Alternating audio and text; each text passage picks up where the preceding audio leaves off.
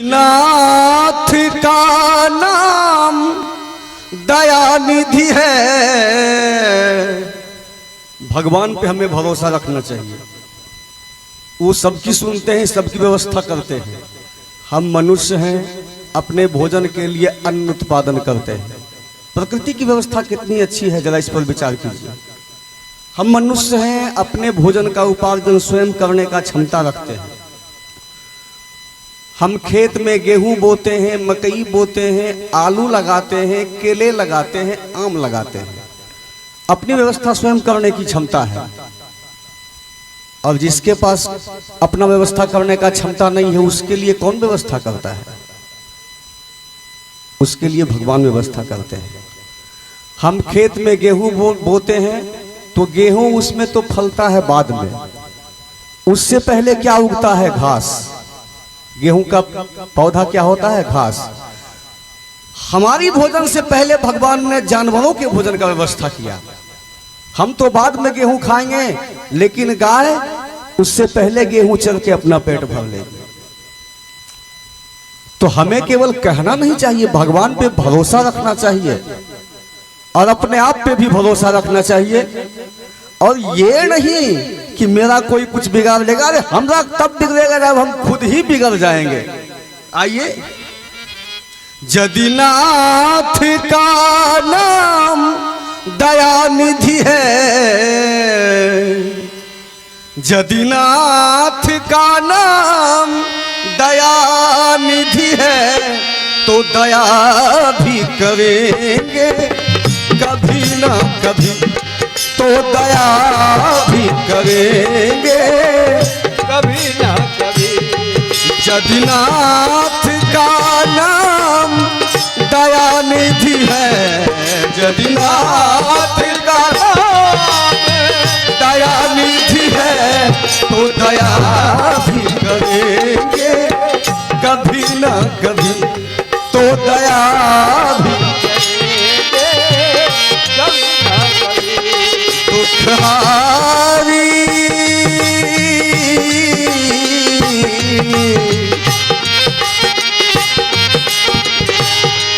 दुखहारी हरि दुखिया जन के, दुखहारी हरि दुखिया जन के, दुख दूर करेंगे कभी ना कभी, हो दुख दूर करेंगे कभी ना कभी।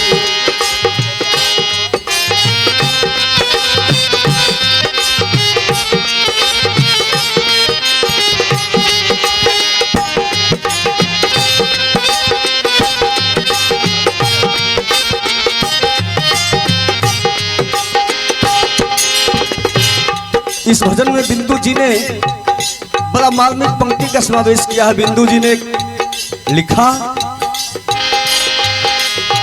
कि तुम दूर बसे हमसे जाकर। का भगवान, मैं जानता हूं कि आप मुझसे बहुत दूर हैं, क्योंकि मैं अपने आप को बहुत बड़ा विद्वान समझता हूं। मैं जानता हूं इस बात को। तुम दूर बसे हमसे जाकर, लेकिन हर समय मैं तुझको पुकारूंगा। और हमें विश्वास है कि अगर मैं सच्चे हृदय से आपको पुकारूंगा तो आवाज आवाज मेरी करुणा स्वर की, आवाज मेरी करुणा स्वर की, कानों में पड़ेंगे कभी न कभी, हो कानों में पड़ेंगे कभी न कभी, कानों में पड़ेंगे कभी न कभी, कानों में पड़ेंगे कभी ना कभी। जदिनाथ का नाम दयानिधि है, जदिनाथ का नाम दयानिधि है, तो दया भी करेंगे कभी ना कभी तो दया भी करेंगे, कभी ना कभी। दुखहारी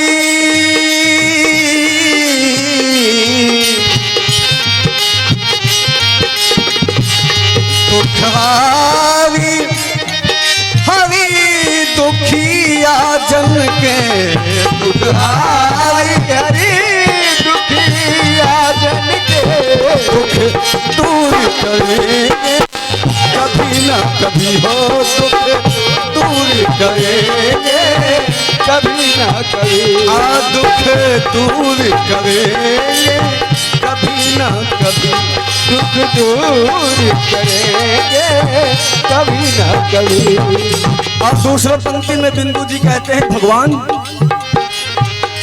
जहां गिद्ध निषाद का आदर है, का भगवान मुझे पूर्ण विश्वास है, मैं उस देश में जन्म लिया हूं जिस देश के गिद्ध को भी आपने पिता सा सम्मान दिया, क्योंकि वो कर्तव्यनिष्ठ था। किसको सम्मान दिया पिता जैसा? गोस्वामी जी विनय पत्रिका में लिखते हैं, त्रेता युग के अवतारी नर अपने हाथों चिता रचाकर मान पिता सम अग्निदान दे त्रिभुवन के स्वामी करुणाकर। सीता हरण समय रावण से युद्ध किया तो वीरगति पाए, धर्मवीर शरणागत रक्षक प्राणवीर त्यागी कहलाए। पक्षीराज जटायु से जब भगवान मिलते हैं और जटायु जब मां जानकी के रावण का हर के ले जाना ये कथा सुनाते हैं, नेत्र से आंसू बह रहा है। जटायु गिद्ध कहा, राम अब मेरा अंतिम समय आ गया, आप हैं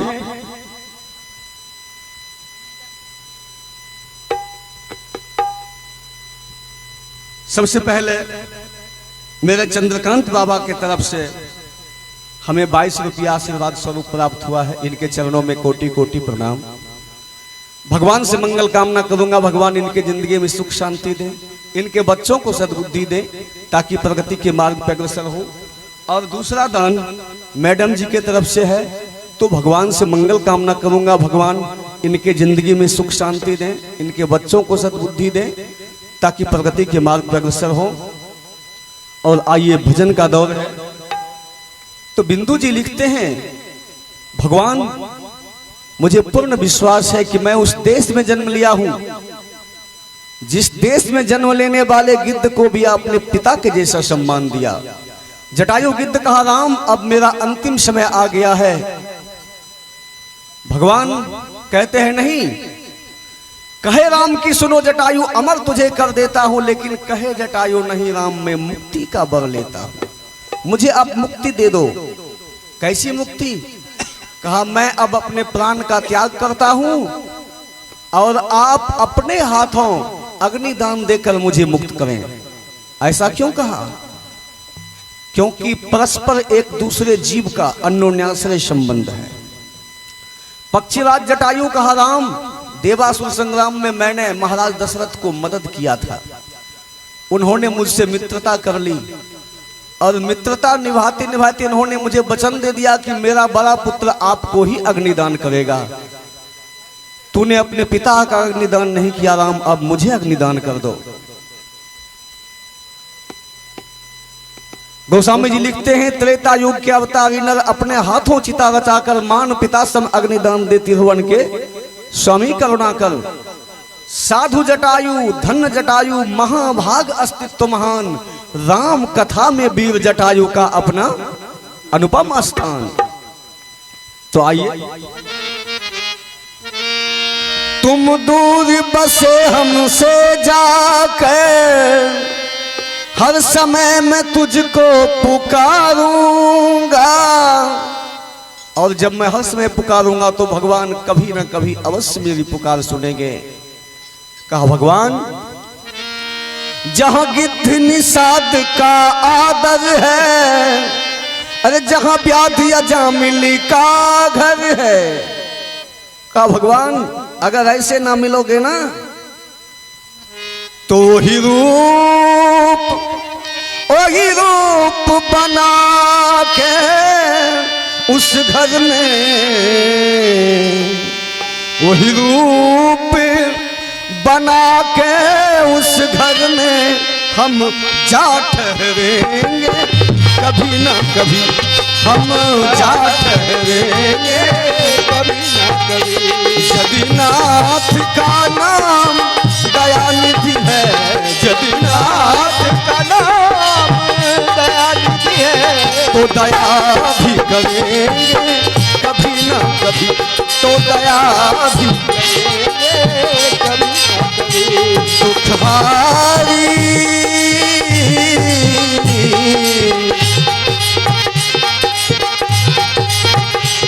दुखहारी हरी दुखिया जन के, दुखहारी